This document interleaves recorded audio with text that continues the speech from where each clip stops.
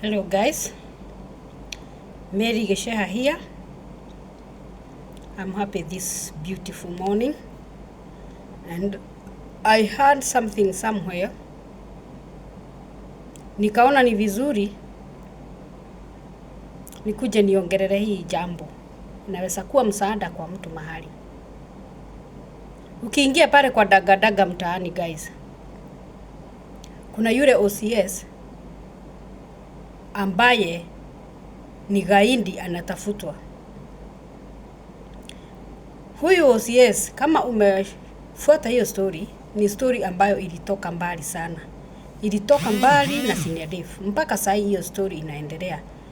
Na imeguza watu wengi na inaendelea kuumiza watu wengi. For now, huyu OCS alikidnap mtoto wa Tom akitoka shule na akaenda akamtoa kidney. And to make the matter worse, aliweka mtoto huyo mahali kwa msitu na akarekodi video, akasema Tom akujie mtoto wake pale kabla hajaaga. Alikuwa na kasimu kadogo, akamwambia atrack hako kasimu mahali atakapata ndipo mtoto wako, na Tom akafanya hivyo kwa uchungu ya mzazi. But still mtoto ako hospitali, anaendelea kutibiwa guys. Na kama uko hapo, please kindly support this kid. Kuna pesa zinahitajika za matibabu na ni pesa mingi, but still oyo OCS anahitaji yule mtoto. The reason make me to make this video is ako na wasariti ambao wanafanya na Tom. Rafiki wa karibu wa Tom ni msariti. Akiona vile Tom anapanga, anaambia yule OCS. It is very painful, kwa sababu you can't even move. Hakuna kitu utafanya ukiwa na msaliti ndani yako. Sasa guys, watu wa YouTubers wanachangisha pesa online na mafans wanawasupport sana. Wanapokea pesa, maybe ni hospitali, maybe ni kuchangiza watoto sijui wapate pesa wapewe chakula, na mambo mingi wanafanya online. Wanahitaji msaada wa watu online na wanasaidiwa kabisa. Lakini my question is, na sababu ya niseme hivi ni kwa sababu ya yule OCS gaidi. Huyu OCS kwa sababu ako na haja na huyu mtoto wa Tom, na anajua ya kwamba kuna pesa kiwango fulani ambacho zinatakikana hospitalini. Huyu mtu ni yule mtu ambaye anatoa watoto figo anauza. Huyu ni yule mtu anakidnap watoto, anakidnap sisi watu wazima, anatuuza nchi za nje. Anapokea pesa. Kwa hivyo ako na pesa. Na amesikia pale ya kwamba Tom mtoto wake anahitajika pesa kiasi fulani. Hizo pesa tu zenye anauza figo za watu, anasema na huyu msaliti wake atachukua hizo pesa kiwango fulani, atatenga kiwango fulani za hizo pesa za kidney za watu zenye anauza, ape huyu msaliti mwenzake aende agaramikie ile hospital bill. My point iko hapa, aende agaramikie hiyo hospital bill kwa zile pesa ambazo aliuza figo ya mtoto wa Tom.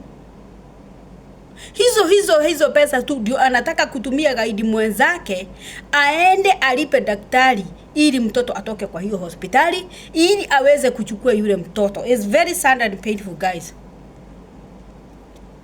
My point iko hapa. Na hii ifikie wale YouTubers wote ambao wanashangiza pesa kwa mitandao.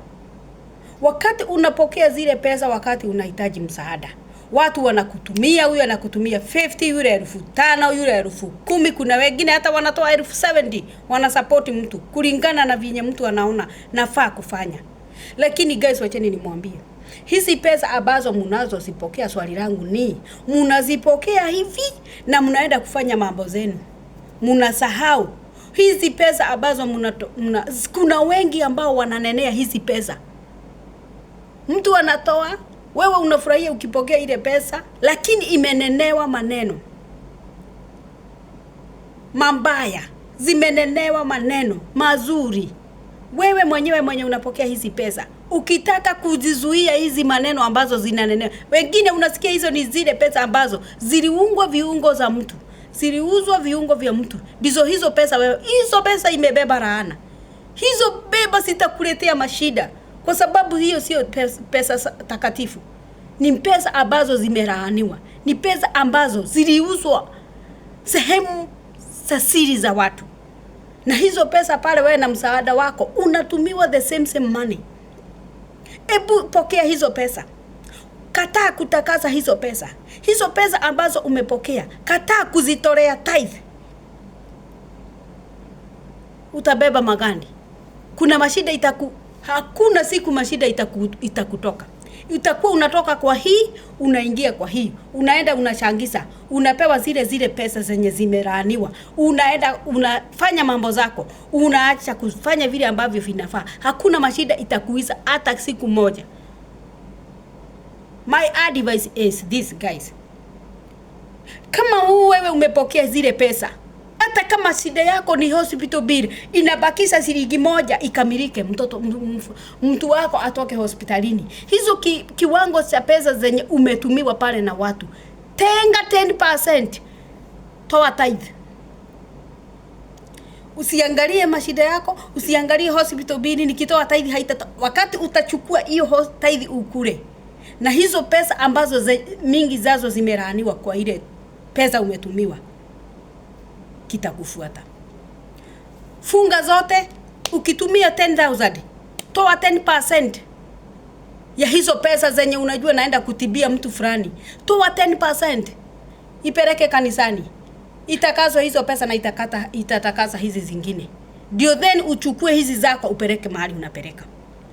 Wengi wetu wananenea hizi pesa za online mnatumiwa. Na ndivyo unaona most of the people wanatoka kwa hii shida, wanaingia kwa ile nyingine. Hakuna siku mtu anakaa free.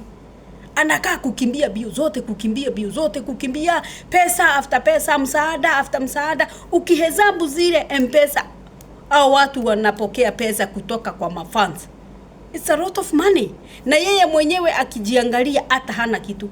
Unakuta hata tena anahitaji msaada mwingine. Kwa sababu hizi pesa, most of them zimelaaniwa, ni pesa sio safi. Na wewe unazipokea, badala uzikataze, unatumia. Thank you.